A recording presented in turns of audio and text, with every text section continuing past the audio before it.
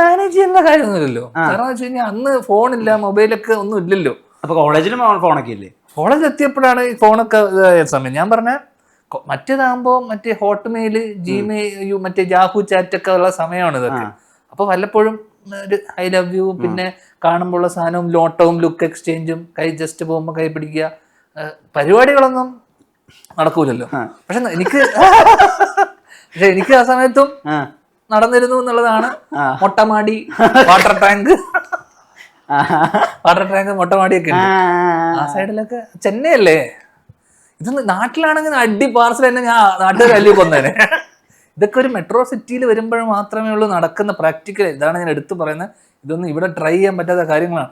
ഇപ്പൊ പിന്നെ അതെല്ലാം ഫോൺ വഴി എല്ലാം ഓപ്പണായി. ഇപ്പൊ അതൊന്നല്ല. കോളേജിൽ ഇത് എങ്ങനെയാ മാനേജ് ചെയ്തതെന്ന്? സ്കൂളിൽ തന്നെയുള്ള സംഭവം എന്ന് വെച്ച് കഴിഞ്ഞാൽ, ഇപ്പൊ ഞാൻ നേരത്തെ പറഞ്ഞ സി സെക്ഷനിൽ ഉണ്ടായിരുന്ന ജമാൽ എന്ന് പറഞ്ഞൊരു സുഹൃത്ത്, ഞാൻ എ സെക്ഷനിൽ പഠിക്കുന്നു. അപ്പൊ എന്റെ കൂടെ ഒരു പെൺകുട്ടിയുണ്ട്. ഓക്കെ, ഇപ്പൊ തൽക്കാലം ശ്രേയ എന്ന് പേരിടും. അപ്പൊ ഞാൻ, കാരണം അവരൊക്കെ ഇപ്പോഴും പരിചയത്തിലുള്ള ആൾക്കാരാണ്. എന്റെ സുഹൃത്താണ് ശ്രേയ. ഓക്കെ, അവന്റെ കൂടെ ഒരു പെൺകുട്ടിയുണ്ട്. ഓക്കെ, സ്വാതി എന്ന് വെച്ചു. സ്വാതിയും ശ്രേയ എന്ന് വെച്ചാൽ എല്ലാ ഗ്യാങ്ങിന്റെ കൂടെയും ഒരു 4-5 പെമ്പിള്ളേരുണ്ടാവും. ചാർലീസ് ഏഞ്ചൽസ് ഒക്കെ പറഞ്ഞ പോലെ ഒരു ഗ്യാങ് ഉണ്ട്. Fast and furious. ഓക്കെ, എന്നുവെച്ചാൽ ഒരു ഗ്രൂപ്പ് ഉണ്ടെങ്കിൽ ഞാൻ ഡീസലും പോവും, പെട്രോളും പോവും, എല്ലാം എന്തും. അപ്പോ അങ്ങനെ അപ്പൊ ഇവൻ ഒരു ദിവസം ജമാല് തന്നെ കേട്ടോ.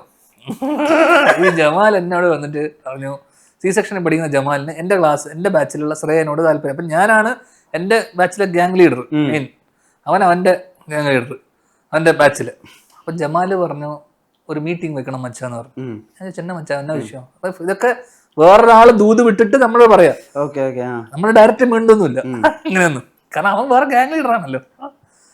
10ാം ക്ലാസ്സിൽ പഠിക്കുക. അപ്പൊ അവൻ പറഞ്ഞ്, அவனை பார்க்கணும்னு சொல்லி இந்த பேக்கரிக்கு வர சொல்லுன்னு പറഞ്ഞു. ഞാൻ പറഞ്ഞു, അവൻ சொல்ற இடத்துக்குலாம் நான் வரமாட்டேன், நான் சொல்ற இடத்துக்கு അവനെ വര சொல்லுന്ന് പറഞ്ഞ.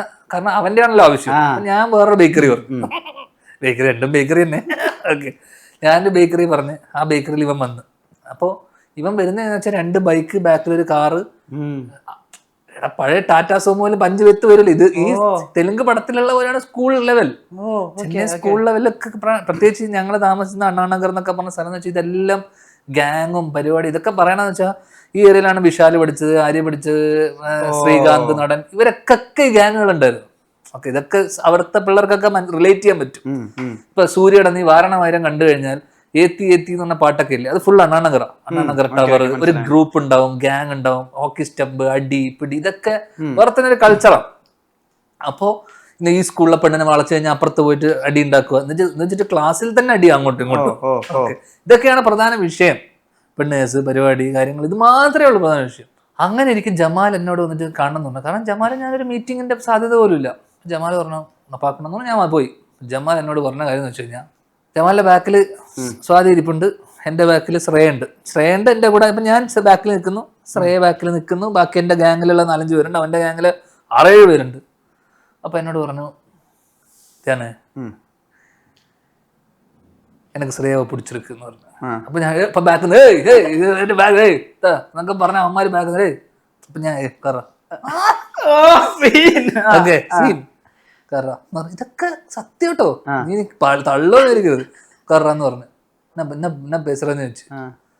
അപ്പൊ ഇവൻ പറഞ്ഞു, സ്വാതിയെ നീ വെച്ചുക്കോ, ശ്രേയ വെനക്കൂടെന്ന് പറഞ്ഞു. ഓക്കെ,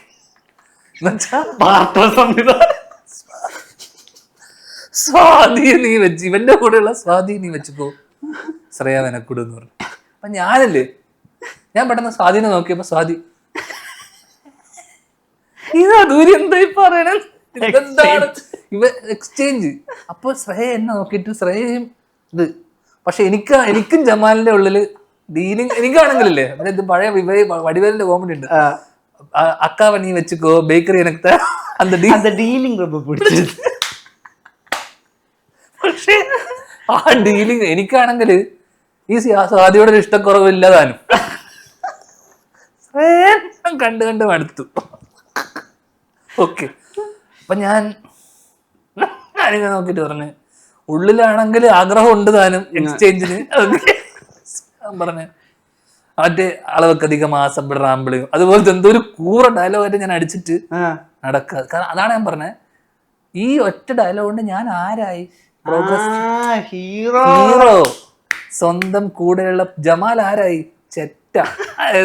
അതെ അതെ ജമാൽ ആരായി? കാരണം വിഷയം അത് സ്വന്തം ക്ലാസ്സിൽ പഠിക്കുന്ന കൂടെ നടക്കുന്ന കൂട്ടുകാരിനെ അത് വെച്ചിട്ട് എക്സ്ചേഞ്ച്. അതെ എനിക്കാണ് ഡീലിംഗ് ഓക്കെ ആയിരുന്നു, പക്ഷെ എന്റെ അന്നത്തെ പിറ്റേ ദിവസം കൊണ്ട് ശ്രേയ എന്റെ അടുത്ത് മറ്റേ എന്താ പറയണ്ടേ, നിങ്ങൾ ദൈവം എന്നുള്ള രീതിയിലായിരുന്നു. പക്ഷെ അത് കഴിഞ്ഞിട്ട് ഒരു 6 മാസം കഴിഞ്ഞപ്പോൾ ഞാൻ സ്വാധീനമായിട്ട് ഞങ്ങൾ ഇഷ്ടത്തിലായി. കാരണം എന്താ, സ്വാതി ഇംപ്രസ്ഡ് ആയി. അതെ അതെ, ഇത് കേൾക്കണ ഒരു കല്ല് 2 മാങ്ങ. എന്തായി? ഇങ്ങനെയൊക്കെയാണ് കാര്യങ്ങൾ. ലുക്കൊന്നും വേണ്ട. അതെ, ഞാൻ വേറെ ഈ ദിവ്യേച്ചിനെ വളരെ പേഴ്സണൽ കഥകളാണ്.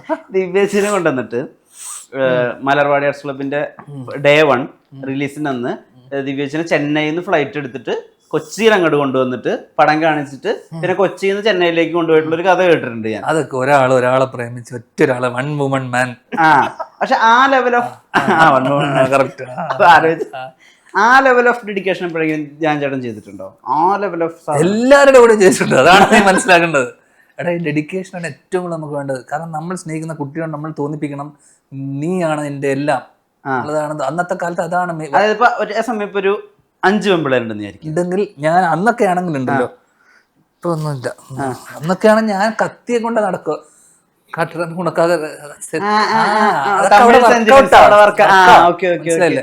ഫസ്റ്റ് ചോദിക്കുന്ന സാധനം എന്നറിയാമോ? എനക്കാകെ ഊരെ കുടിപ്പിയ, ഉണക്കാകെ നടി പാടറേ. ഇതൊക്കെയാണ് അവിടെ വർക്കൗട്ട് ആവുക. മനസ്സിലായില്ലേ? ഉണ്ണാണിക്കാൻ പോകുന്ന ആൾ കൂടെ ഇല്ല, മൂച്ച് ഇതൊക്കെയാണ് ശ്വാസം എല്ലാം. ഇനി ഇതൊക്കെ വർക്കാണ്. ഇവിടെ പറഞ്ഞു കഴിഞ്ഞാൽ എന്റെ മൂച്ച് വീട്ടിൽ പോടാന്ന് പറയും. ഇവിടെ വർക്കൗട്ട് ആവൂല, അവിടെ അത് വർക്കാ. എന്നോട് ഇതേപോലെ ഞാൻ +2 പഠിക്കുന്ന സമയത്ത് ക്ലാസ്സിലിരിക്കുക. അപ്പോ പേര് പറയാം. അപ്പൊ എന്റെ ക്ലാസ്സിലുള്ള ഇത് ഞാൻ എവിടെ പറഞ്ഞിട്ടുണ്ടെന്ന് തോന്നുന്നു. ബാക്ക് ബെഞ്ചിലിരിക്കുക ഞാൻ. Class free പീരീഡാ. ഫ്രീ പീരീഡിൽ ഇരിക്കുന്ന സമയത്ത് ഏറ്റവും ബാക്കിൽ ഇരിക്കുന്ന സമയത്ത് ഞാൻ അന്ന് താല്പര്യമൊന്നുമില്ല. അപ്പൊ എന്റെ ക്ലാസ്സിലാണെങ്കിൽ ശരണ്യാദേവി, ഉമാദേവി പോലത്തെ ചില +2 വേറെ സ്കൂളിലാണ് ഞാൻ പഠിച്ചത്. അങ്ങനത്തെ നാടൻ പാവം പിടിച്ച കുട്ടികൾ. അപ്പൊ അതിൽ കാണാൻ കൊള്ളാവുന്ന ഒരു കുട്ടിയേ ഉള്ളൂ, അത്യാവശ്യം തിരക്കേടില്ലാത്ത ഒരു കുട്ടിയേ ഉള്ളൂ. അവളാണെങ്കിൽ പഠിക്കുകയും ചെയ്യും, അഹങ്കാരിയാണ്. അപ്പൊ ഇവള് ക്ലാസ്സിൽ ബാക്കിൽ ഇരുന്നിട്ട് എന്റെ അടുത്ത് വെച്ച് നിൽക്കുന്നുണ്ട്. എന്റെ അടുത്ത സുഹൃത്താ സയ്യിദിന് ആരെങ്കിലും കിട്ടിയാൽ മതി. ഓക്കെ, ആരെങ്കിലും. ആ അവസ്ഥയാണ്. പഠിക്കുകയില്ല, തോറ്റിരിക്കുകയാണ്. ക്ലാസ്സിന് സാറ് എല്ലാ ദിവസവും അടി കിട്ടുന്ന ഒരു സയ്യിദ്.